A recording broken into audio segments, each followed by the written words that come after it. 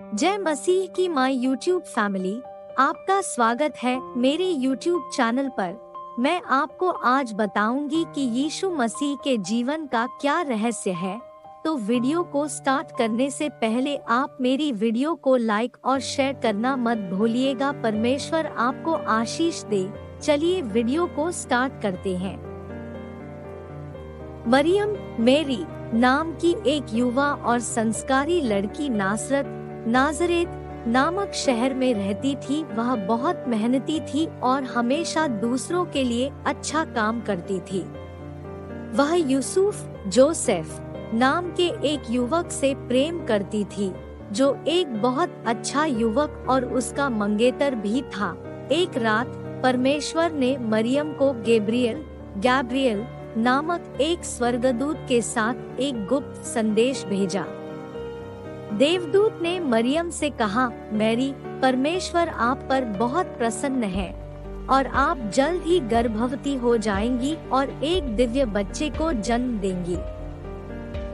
परमेश्वर लोगों की सहायता करने के लिए धरती पर एक पवित्र आत्मा भेज रहे हैं, जो आपके पुत्र के रूप में धरती पर जन्म लेंगे।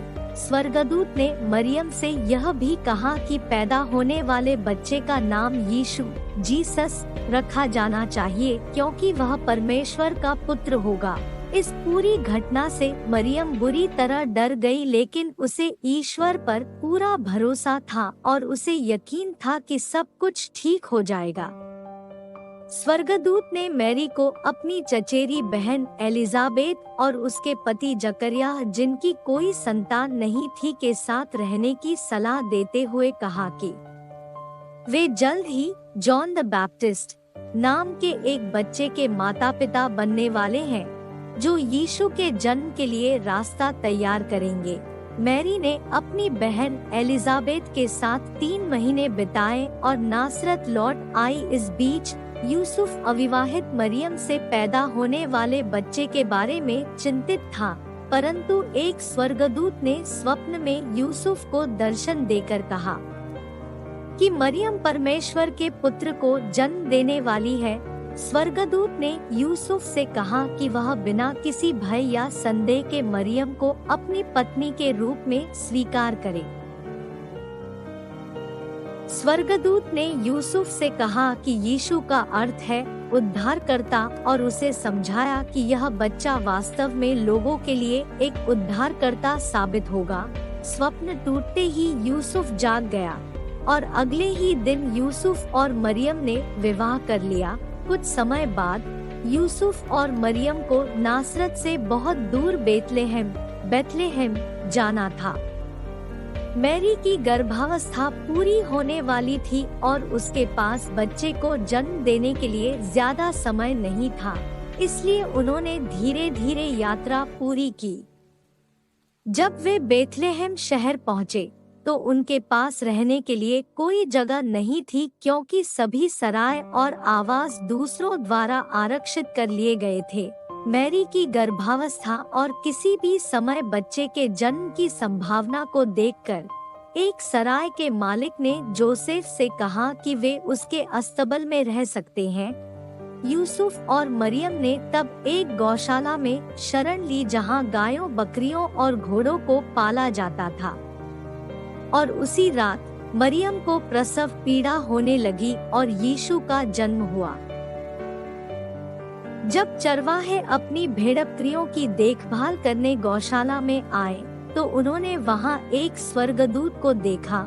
स्वर्गदूत ने उनसे कहा कि तुम्हारे उद्धारकर्ता ने आज बेथलेहम में जन्म लिया है। चरवाहों ने स्वर्गदूत की बात पर विश्वास नहीं किया, परंतु जब उन्होंने यूसुफ, मरियम और बालक यीशु को देखा, तो वे चकित और आनंदित हुए। यीशु के जन्म के समय आकाश में एक चमकीला नया तारा दिखाई दिया। एक दूर देश में 3 बुद्धिमान पुरुष थे, बल्थासर, मेल्कियोर एंड गैस्पर और कैस्पर, जो जानते थे कि यह एक महान राजा के आगमन का संकेत है, और वे उसे खोजने के लिए निकल पड़े। जब राजा हेरोदेस किंग हेरोड को पता चला कि बुद्धिमान लोग एक महान नए राजा की तलाश कर रहे हैं जो उसके पद को हथिया लेगा, तो राजा हेरोदेस ने बच्चे को मारने की योजना बनाई, लेकिन अभी तक उसकी योजना के बारे में किसी को पता नहीं था। वह तीनों बुद्धिमान लोग आकाश में चमकते हुए सितारे का पीछा तब तक करते रहे जब तक कि वे उस अस्तबल तक नहीं पहुंच गए जहां यीशु का परिवार रहता था।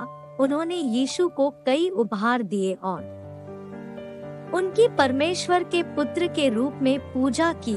वे तीनों यह भी जानते थे कि राजा एक बुरा शासक है, इसलिए उन्होंने उसे उस स्थान के बारे में नहीं बताया जहां यीशु अपने परिवार के साथ आश्रय में थे।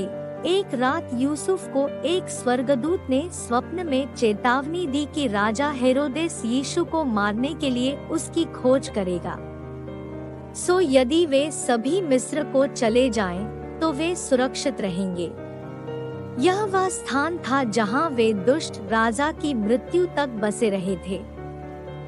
यहाँ जब हेरोदेस यीशु को खोजने में असफल रहा, तो उसने बेतलेहम के सभी छोटे बच्चों को मारने का आदेश दे दिया। हेरोदेस की मृत्यु के बाद यीशु और मरियम ने मिस्र छोड़ दिया और इस्राएल की यात्रा की। उन्होंने अपना बाकी जीवन नासरत में बिताया। तो दोस्तों, ये थी यीशु मसीह के जीवन की कहानी।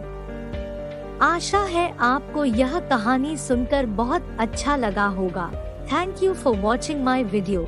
मैं आशा करती हूँ कि आपको मेरी वीडियो पसंद आई होगी। धन्यवाद।